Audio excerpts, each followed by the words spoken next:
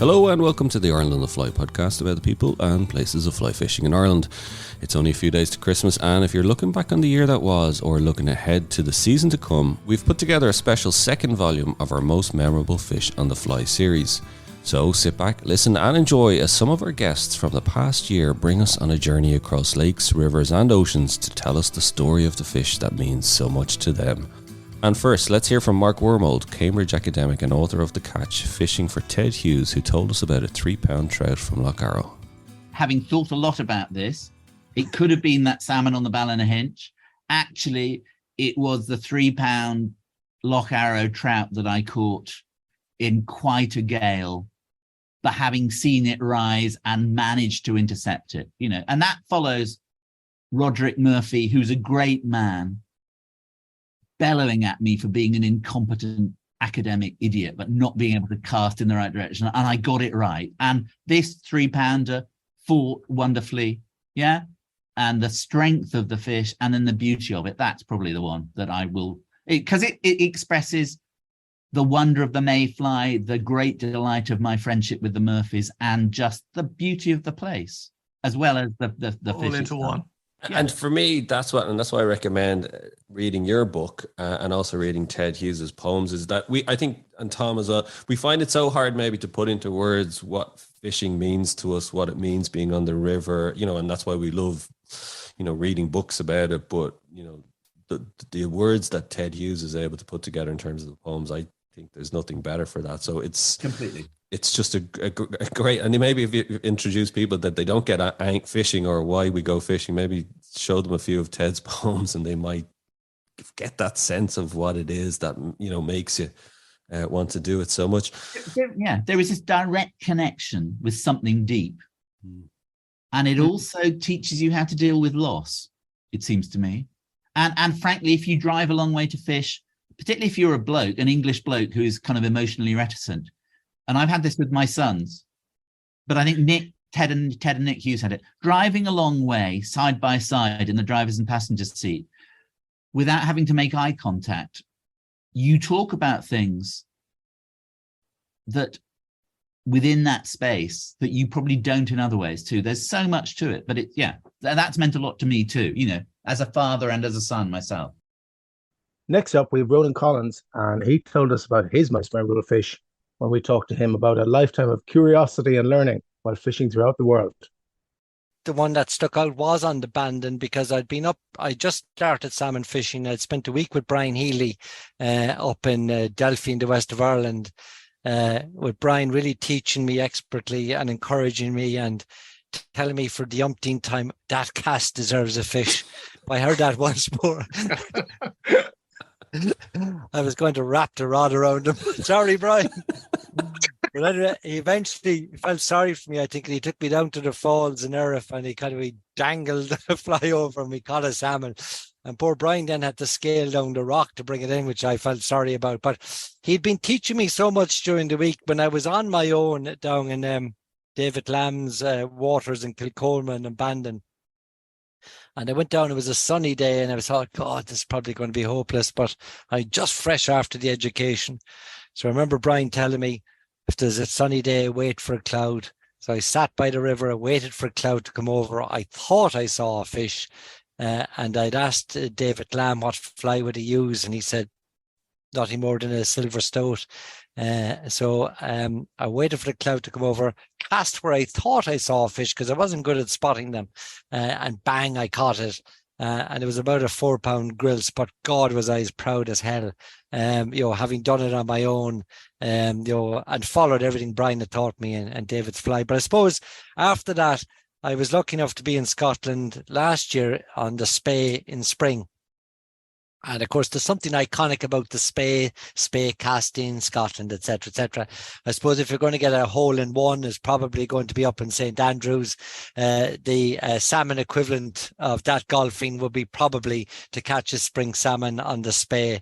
And I managed to do that again in, tricky conditions, but I saw the salmon coming up and I just waited for him to come into the pool and bang, bingo, I was lucky enough. And again, that was a lovely experience to catch a spring salmon on the Spey. So those two stand out for me amongst a myriad of all sorts of fish for different reasons that I've caught. And here's Ryan Houston, and we asked, does fly tying make you a better angler? Well, he told us about the salmon he caught in a fly that his son tied and his father's rod on the River Derg.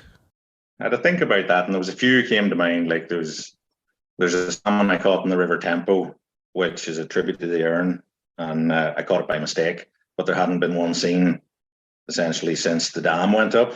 Ballyshannon, it was just random.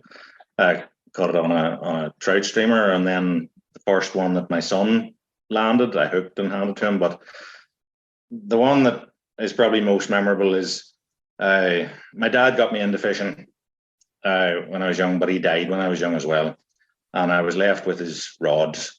And I know that he hooked a couple of salmon fishing Loch Melvin, and I think one on Loch Conn, and lost both of them. Remember back then, whenever they were fishing with lock rods, they were 11. I think it's 11'3" for like a 7 weight, but it literally you can bend it right round till the butt touches the tip. And so I got that refurbished. There's a guy here in the town I live in, McGuire's Bridge, Packy Trotter, and I brought it to him. He stripped it down, revarnished it, put the eyes and all on, tidied up the cork, and I got my son tied me a fly, and I went up on the Derg, and I caught a salmon on his rod, and that one stands out for me. I actually made a YouTube video of it at the time, sort of to remind me of it. But it was really an emotional fish for me, and it just, I understand why he lost his salmon after it, because like it's not built for playing fish at all. You know, my wrist was wrecked by the time I got it in. It wasn't a big fish, it wasn't a clean fish, but it was caught on his rod and a fly my son tied. So that's it. We got to do an interview on Carramore Lake, and Brian Hope in this episode was telling us it's probably the best lake for salmon on the fly for spring salmon in Europe. Brian told us about his most memorable fish, which wasn't a salmon. To be honest, I think it's a 1.75 pound trout on Loch Nass. Really? Back in the last Saturday in March in 1997. You know, when I was younger, I was brought up fishing the local river in Westport, and you know, bouncing worms down the river and learning the feel of the fish and where the holes were that you'd have a trout sitting and things like that. And I think I went from there then into spinning for salmon and, you know, flying seas and tobies and things like that. And it was always a great, when you got that hit under the water, it was mighty. I gave up fishing then for a while because I played too much football and went off to college and lots of stuff like that. And I think in my mid-20s, I was up on the shore, Loch Nass, one day, and I saw a friend of mine out in a boat, and he called me out, and we went out, and he had a spare rod with him, and he asked me, did I want to throw a few casts? And we were drifting down by Mam Trasnat. I had been spinning on the shore there, and I was fishing a golden olive at the time. It wasn't even the classic golden olive bumble that you'd fish now. It was just the golden olive with the bronze mallard wing. And Jesus, up head and tailed a brown trout to me at 1.75 pounds. And I think from that day on, I was just a fly fisherman. It just happened there and then. And just the whole thrill of seeing a fish coming up out of the water, that did it for me. And I hadn't fly fished till then. You know, I was in my mid-20s at that stage. And, you know, it was, then I found the Carramore grills. And after that, you know, I met Tom through a lot of competition scenes, fishing Connacht Cups, different things like that. And that's where we got to know each other. And average Jesus, the bank holiday Monday then down in Carramore in 2005, we hit that spring salmon. And I kind of keep myself off the lake down there now. It's all about watching that fish coming up over the flies for me, Dara. But 1.75 pound trout did it. We spoke to Dan O'Donovan in our third book club edition, and Dan wrote The Salmon of the Lee. Dan had 3 fish, as most memorable fish, and all of them really interesting. I'm going to give you 3 ones very quickly, but before I do so, if any of your listeners are interested in getting this book, Salmon of the River Lee, the only place they will get it is with Cocky Bandu Books in Wales. That's anglebooks.com. They have very few copies left. I spoke with Paul Morgan, at the proprietor at Christmas time. He said they have about 6 or 7 left. And there won't be a rerun, a reprint, not by me anyway. But to come back to your question about the fish, I have a very memorable fish from the Lee, which was a trout about 9 or 10 ounces. It taught me a very salutary lesson when I was about 14 years of age. I was trout fishing, saw this trout rise across from me, covered him, got him, landed him. And when I did, he had nylon on him. And when I examined him, I found some careless angler had thrown a lump of strong nylon, 15, 16 pounds breaking strain, into the river. And there was a closed, non-running loop in it. And by some miracle, it passed over the trout's head and had stopped in front of his dorsal and underneath him, in front of the middle section fins. And as the trout grew, the nylon cut in over his back and through his belly. So he had a complete loop of nylon outside him, and 4, I suppose you could call them stigmata, 2 up on either side of his back and 2 below.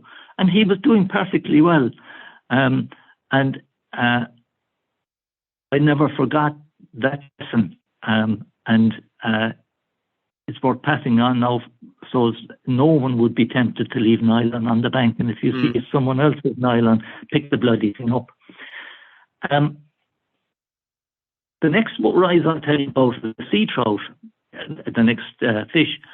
In the Hebrides one time, I got a big sea trout, 6.5 to 7 pounds weight. And it was the rise that made it so special. He jumped out of the water for not less than 6 feet away from the flies, totally cleared the water, came down on top of the top dropper and took it on the way in. I had never seen a rise as spectacular as that before, but the gilly who was with me assured me that he had, and it's only a very big trout you would see do it. Now, I have seen other very large trout. I have seen 2 or 3 others do something similar, but not as spectacular, clearly, completely out of the water, down. No accident, he was going for that fly. How he managed it, I don't know. And the other fish I remember, fishing below in Killarney in Loch Lane, Tom, I know you'll have fished it a few times. Right. Fishing for half pounders, a place called Benson's Pond, which is a good salmon lie, and going down there one day with my little 9-foot fiberglass rod, 20th of July, 1985, and seeing this lobe of a tail come up, over, dorsal appeared then, down on my flies, and I knew he was a good one. And you're supposed to wait till you feel him. I waited, he disappeared, and I said, bugger this, I lifted, and I had him. And an hour and a quarter later, we got him in the boat, and he was 17 pounds weight, 5 pound cast. And he's my most memorable salmon on the fly. From fly fishing with US presidents to Tiger Woods and Sean McManaman. This was a really interesting episode. And Sean had quite a poignant most memorable fish, as you'll hear just now. Well, I'm going to tell you the story about this now. It happened on the 24th of May. I had a son, Adrian, who fished with me like my brother. And he had passed away, and I always went fishing on the 24th of May. And I went down to the Slaney on the 24th of May. It was his anniversary. And I had only a pair of shoes and 1 fly. And I said, I'm just going to go down and cast a fly in his memory. Brightest day of the year. You would never see nothing like it. So I go up to a place called the Stake Hole, which is a famous pool. And as I'm walking up, salmon headed and tail. And of course, that kept me a lift. Jesus, I said. No net, no nothing. I actually have this on my phone. So anyway, whoop, cast it out, 3rd cast, I into this fish. No net, pair of brown shoes on me, waiting to get ready to go to mass. landed the fish. As I was landing them, a bigger lad showed in the same pool. And of course, I rushed to get this, thinking I'm going to get the same fish. Got the second fish, right? Couldn't believe it. So delighted with myself, walking back down, sun splitting down the trees at 4 o'clock. And below me, the sun was shining on it. This salmon pitched clean out of the water. Absolutely. Jesus, I said, I know where that fella is. Down I went with the same fly. And I have this fella on video. So cast it out, bang, into him. And he took me for ages. I mean, the roar of this reel is unbelievable. And it ended up anyway. I'm still holding the phone, get the fish in, 15-pound weight, get him into the side, still on the phone, unhooked him with the single hook and let him back. And I said, number 3. And that's all on the phone. That was my memorable day ever fishing. Amazing. Amazing. Something more to it, isn't there? Like this, you know.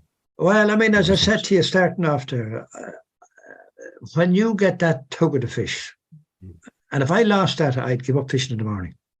Then there's Mike O'Shea, who we spoke to about salmon fishing in the Upper Carra in Kerry. And he tells us about a big salmon in Iceland, around 20 pounds, that he caught on a single-handed rod on a riffle tube. My most memorable fish caught on the fly, well, I've had probably dozens of fish on the fly in the Upper Carra. My most memorable fish myself that I caught probably wasn't maybe even in this country, if I can say that. It was, I fished Iceland a few times, and learning to fly fish over, not fly fish, but learning how to riffle hitch over there. Wow. Which, you know, top of the water, floating line, floating leader, small tube fly riffling. I've been catching fish over there, 18 to 20 pounds weight on a floating line in gin clear water. I think the biggest I got was maybe just coming up on 20. And I mean, to see him coming to the fly 4 or 5 times before he took it, it was like, that's my most memorable fishing. The fishing there indeed is spectacular. It's fantastic in Ireland as well, but my most memorable fish, truthfully, was fishing probably the Ormasa River in Iceland.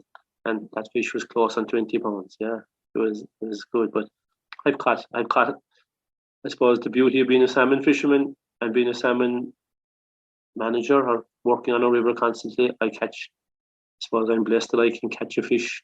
I won't say when I like, but I've had so many opportunities to catch fish.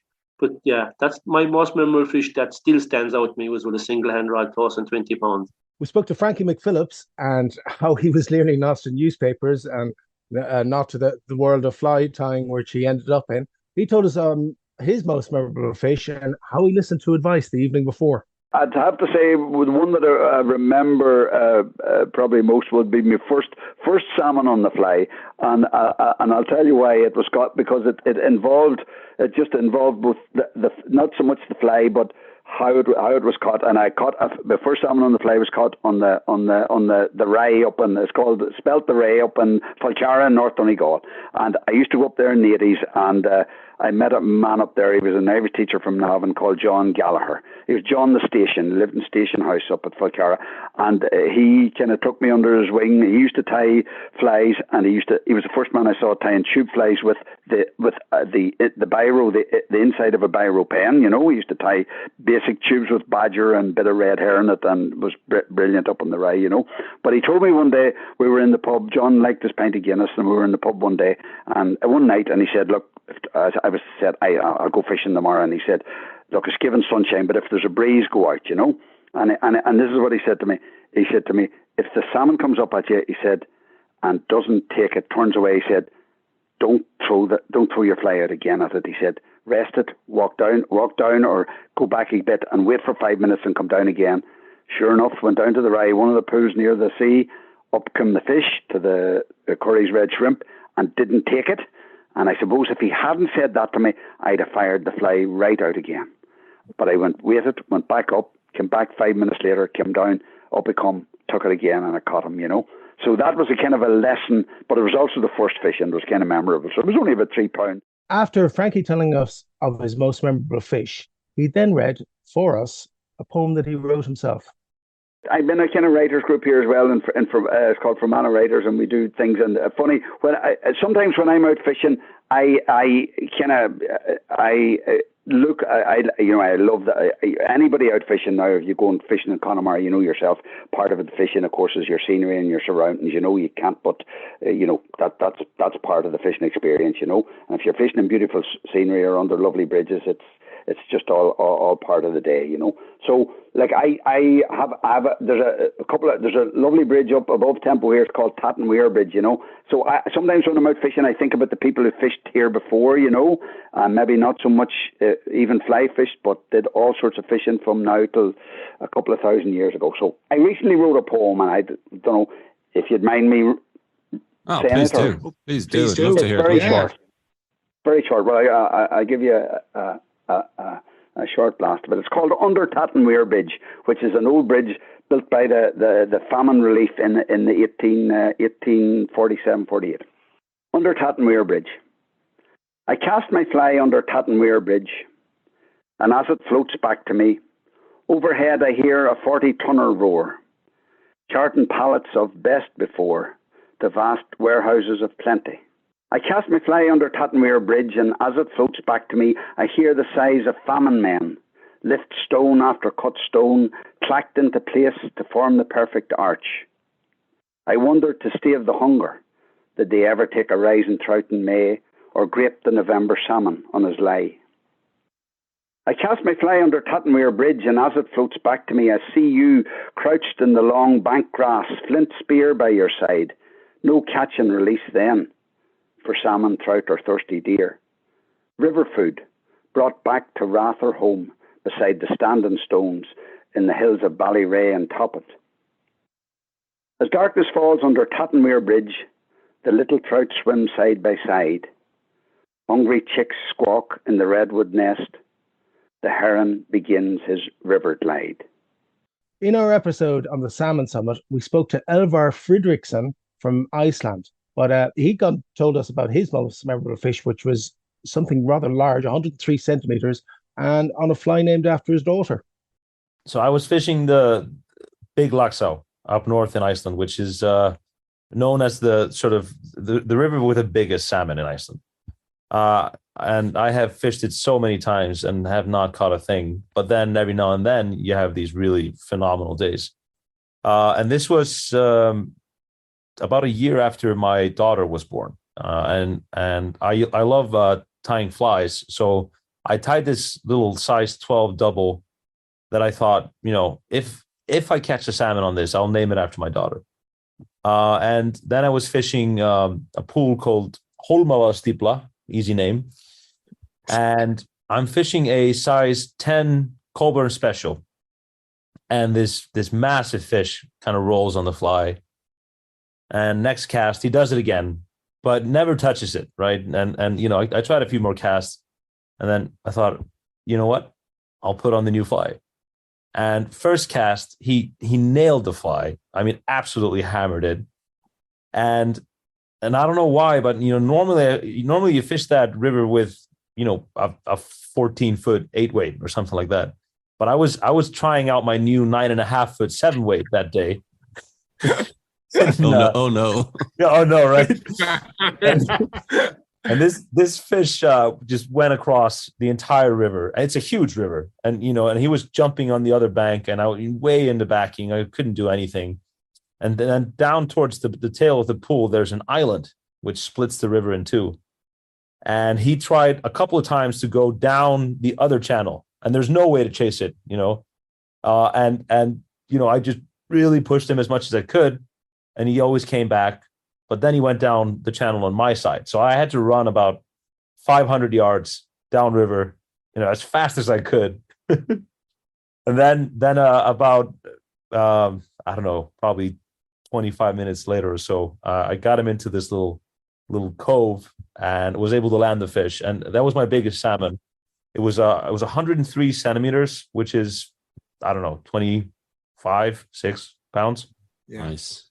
And on that small double and on the 7. So that was a memorable fish. And so what's the name of the fly now? Harpa, which that's my daughter's name, and that means harp, like the instrument. Yeah. The national instrument of Ireland. Yeah, exactly. That was Yeah. that was the other reason. We were also very privileged to have John Gierach, the fly fishing author, on our show and one of our book club episodes for his new book, All the Time in the World. And John told us about his most memorable fish on the fly, which was a 9-pound brook trout in Labrador. I think it was a 9-pound brook trout that I caught in Labrador, and I was by myself. And no witnesses, no camera. And I know it was a 9-pound brook trout because on previous trips, I had caught one myself, 9-pounder. I'd seen 2 others caught, so I know what they look like. And there's a thing they do between 8 and 9 pounds where they get like a side of bacon. They don't get any longer.